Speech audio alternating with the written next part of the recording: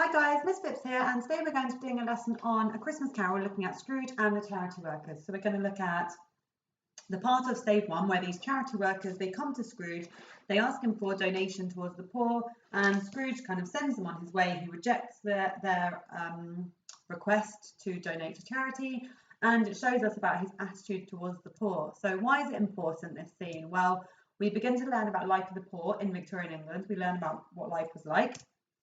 We learn about Scrooge's attitude towards the poor himself, and we continue to witness Scrooge's greed and his selfishness. So these are just some things that I'd like you to bear in mind whilst we read through the extract next, okay? So let's have a read through. Scrooge and Marley's, I believe, said one of the gentlemen, referring to his list. Have I the pleasure of addressing Mr. Scrooge or Mr. Marley? Mr. Marley has been dead these 7 years, Scrooge replied. He died 7 years ago this very night. We have no doubts his liberality is well represented by his surviving partner, said the gentleman, presenting his credentials. It certainly was, for they had been two kindred spirits. At the ominous word liberality, Scrooge frowned and shook his head and handed the credentials back. At this festive season of the year, Mr. Scrooge, said the gentleman, taking up a pen, it is more than usually desirable that we should make some slight provisions for the poor and destitute who suffer greatly at the present time.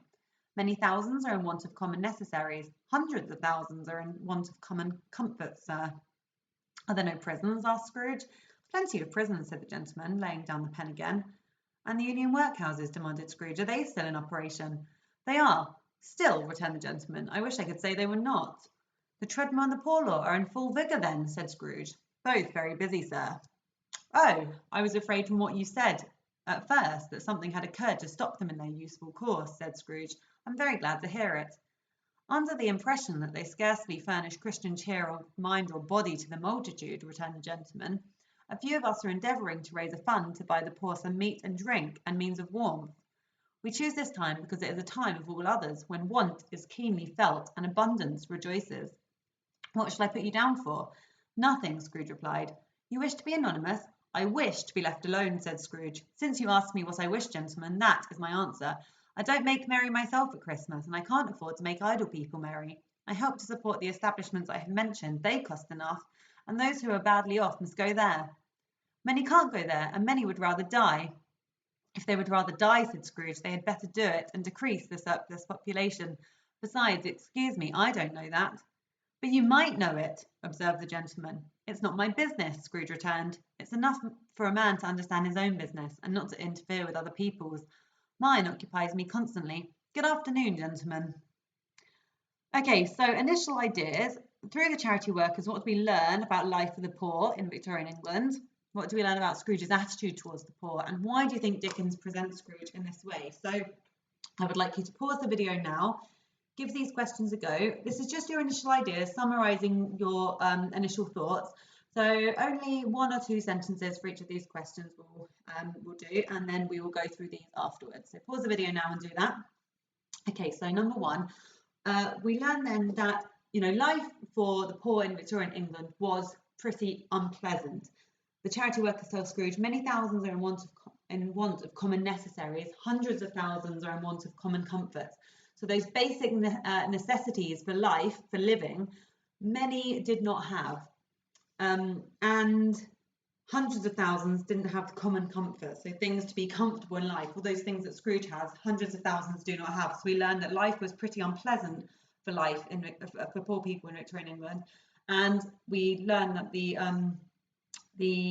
workhouses didn't really offer much of a solution, and many would rather die than go to these workhouses because they were so awful.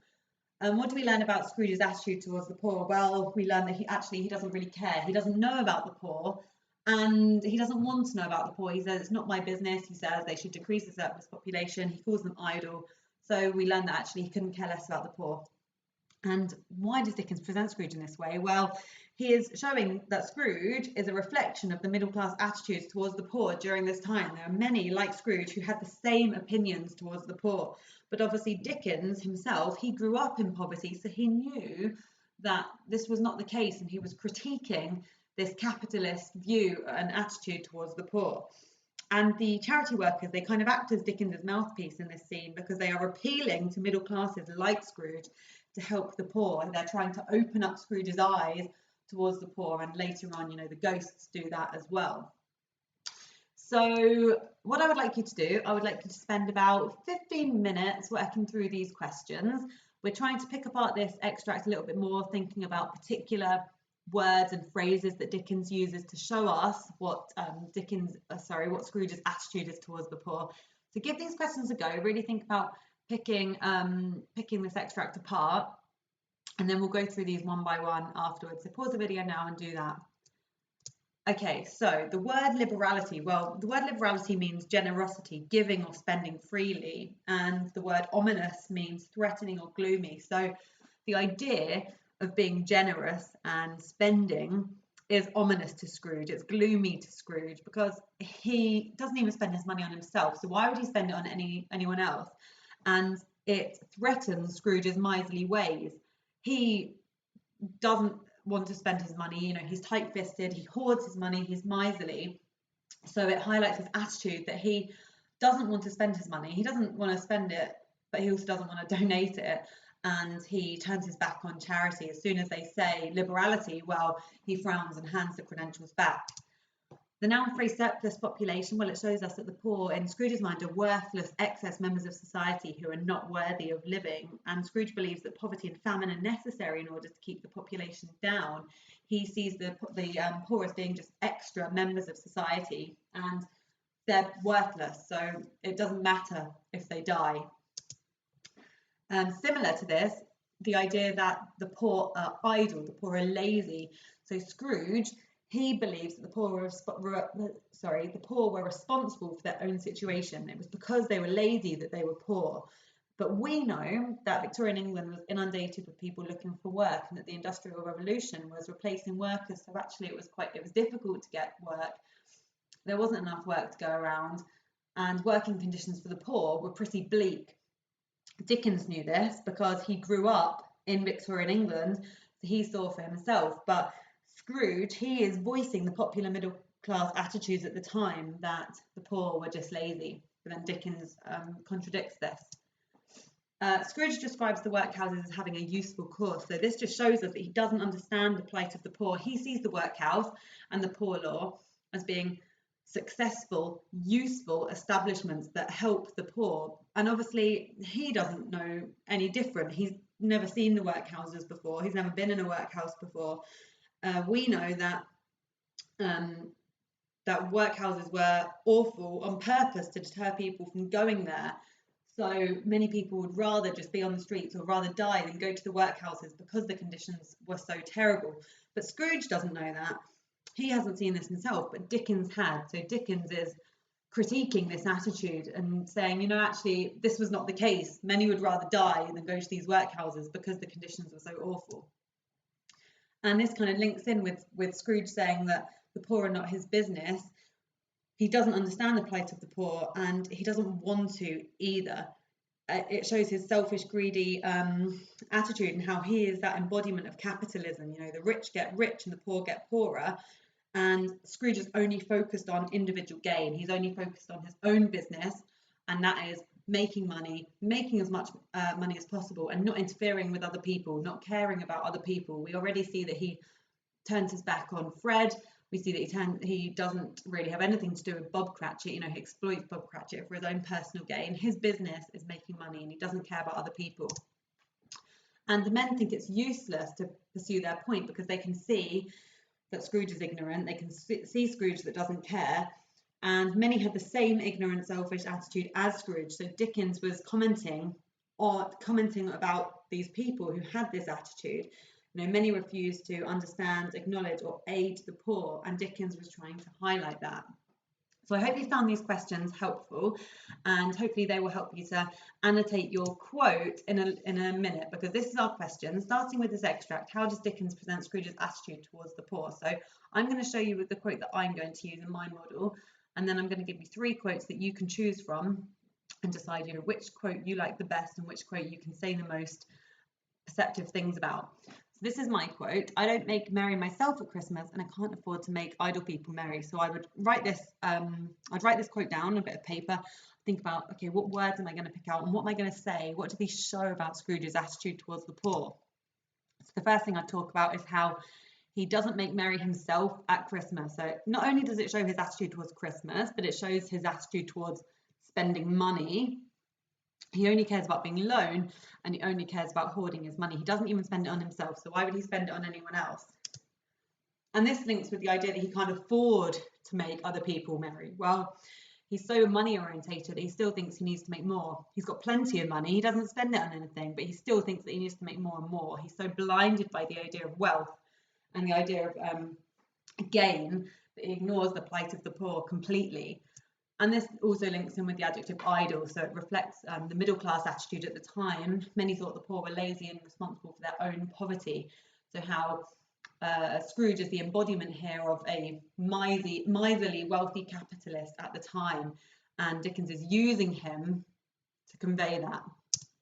So these are the 3 quotes that I'd like you to choose from. At the ominous word liberality, they would rather die and it's not my business. Sorry, I'm just going to go back. So pick out the quote that you're going to use, write it down, and then think about what words are you going to pick out of there, what methods, and what are you going to say about it, linking it to our question about Scrooge's attitude towards the poor. So if I was doing this, I'd pick out the word ominous, the adjective ominous, the fact that Scrooge frowns, he handed the credentials back. If I did this, I'll talk about the verb die. That certainly shows us his negative attitude towards the poor, his ignorant attitude, decrease the surplus population as well. The fact that he thinks they should do it and they had better do it. It's almost like he thinks the poor would be better off dead, and how it's not his business. We've got the repetition of business here, and his business, you know, what he revolves his life around is actually business and making money. And the fact that he doesn't want to interfere with other people. The idea that he is that social recluse, he's miserly, he's isolated, he's solitary, and he just cares about himself and not interfering with anyone else. So just some ideas. So pause the video now, write down the quote that you're going to use, pick out the things that you're going to say about it, and then you're going to bring it all together to answer this question above. Okay, so this is our success criteria. You want to have a central argument, or my central argument is going to be that Scrooge is he's ignorant towards the poor, and he's because of his greed. Our embedded evidence, language analysis, so zooming in on one word or method, and those layers of meaning. So really thinking about saying lots of different things about your one quote, really picking it apart, picking lots of things out of there and putting it all together, and then linking to context. So Dickens, either what his intentions were through Scrooge's attitude, or what anything you know about life at the time. Well, there's lots of things that we could say about life at the time for the poor in Victorian England. So what I would like you to do is you can either pause the video now, if you have had enough of listening to me talk, pause the video, read through my model and answer this question using your own quote, your own ideas that you've been putting together about that quote. Or if you think it would be helpful, carry on watching to the end, and I'm just going to read through this model for you now. So you might just want a little bit more help reading through this, so I'll do that. So it's up to you. But if you are stopping the video now, please definitely read this first. So I have said, at the beginning of the novel, Dickens presents Scrooge's attitude towards the poor as selfish and ignorant. As a wealthy member of society, he does not care about how the poor and destitute live and refuses to help those less fortunate than himself. So that's my central argument. He's selfish and he's ignorant. When visited by the charity workers, Scrooge refuses to make a donation as he can't afford to make idle people merry. The phrase can't afford suggests that Scrooge is so money orientated that he still thinks that he needs to make more. He's obviously so blinded by the idea of wealth that he doesn't think anything else is important, let alone the suffering working classes. Moreover, by referring to the poor using the adjective idle, we can also see that he is completely consumed by his hostility and ignorance towards the poor. He has no idea about the suffering of others and a complete lack of empathy towards them. So all of those things there they're not new ideas, they're the things that I wrote around my quote that I decided I was going to say about it. So I'm bringing all those ideas together. And lastly, linking to context, perhaps Dickens was using Scrooge here as an embodiment of the attitudes held by many capitalists within Victorian England. Much like Scrooge, many of the rich held the opinion that the poor were nothing but lazy, believing that they were poor due to their own choices and decisions. As the novel progresses, however, we see Dickens use the Cratchit family to directly criticise this, changing Scrooge's attitude for the better. Obviously, I know about the Cratchit family. You might not have learned about the Cratchit family yet, so depending on whether you have or not, you could include something in there about how the Cratchit family directly criticised Scrooge's attitude. They show that actually the poor were human beings, and that helps to change Scrooge's attitude. But that's up to you. So